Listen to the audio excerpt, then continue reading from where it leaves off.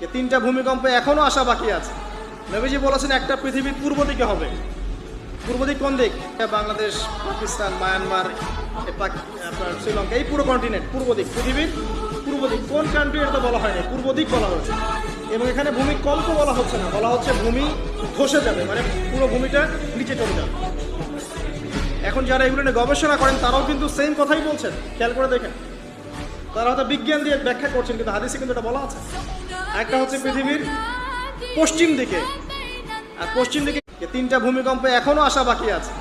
নবীজি বলেছেন একটা পৃথিবীর পূর্ব দিকে হবে। পূর্ব দিক কোন দিক?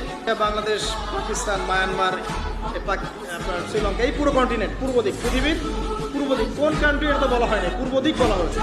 এবং এখানে ভূমিকম্প বলা হচ্ছে না, বলা হচ্ছে ভূমি ধসে যাবে, মানে পুরো ভূমিটা নিচে চলে যাবে।